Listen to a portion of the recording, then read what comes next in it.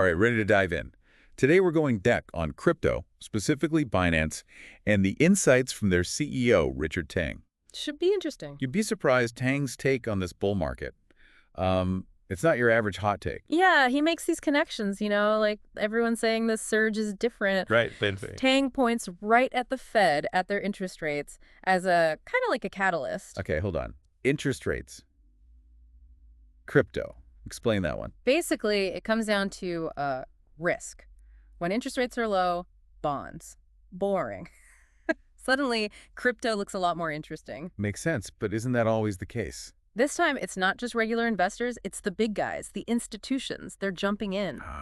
Wall Street finally getting in the game. Exactly, and the proof is right there. Remember crypto ETFs? Vaguely. Remind me. Think of them as like pre-built crypto portfolios. They're huge now. And guess who's buying them up? Not just techies anymore. So crypto's gone mainstream.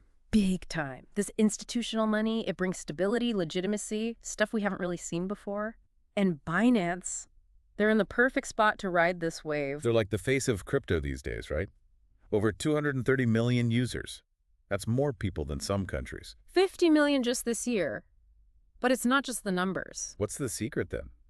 It can't just be good timing. Strategy, they've got a plan. A lot of crypto companies, they kind of like skirt the rules. Not Binance. They're all about building trust, especially with regulators. Smart move long term. Exactly. Look at India, Indonesia. Tough places to operate, right? They got approved. They're proving they can play by the rules and still grew like crazy. And it's more than just, checking the boxes. Tang seems to think regulations could actually help crypto grow even faster. Yeah, he's got this analogy, right? Like in early days, crypto was this like wild west, this crazy dirt road. Bumpy ride, but hey, no speed limit. Exactly. But then more and more people want to use the road. What do you need? Rules, infrastructure. Got to pave the way, literally. Right, and that's Binance. They're saying, we're building a highway, a financial one, and we're doing it right. Which probably sounds pretty good to those Wall Street investors, yeah. Music to their ears. Those guys, they don't like surprises. They want to know the rules of the game. Binance gets that. So they're like the gold standard now? Almost. Most regulatory approvals by far, and they're actually working with governments, helping to shape the laws. Leading by example, right. Exactly. And Tang says, this isn't just good for Binance, it's good for everybody in crypto. It makes the whole thing legit, stable, more room to actually build cool stuff. Okay, so we've got Wall Street, we've got regulations, but Tang is really big on something else too. Financial inclusion. Right. This is where it gets really interesting. He thinks crypto can change everything, how we access money, everything. Especially for people who've been kind of left behind by the current system. Totally. Think about people in countries with crazy inflation. Their money is, like, worthless. Or they don't even have banks. No bank account at all. A lot of places, it's the reality. So for them, crypto, especially stablecoins, they're a lifeline. And Binance is making it easier for them to actually use these tools. So not just building the highway, but making sure everyone's got an on-ramp. Perfect way to put it. And look, it's not just about being nice, it's good business. By reaching those people. They're tapping into a huge EE market. Huge. And that leads us to Tang's vision. What's next?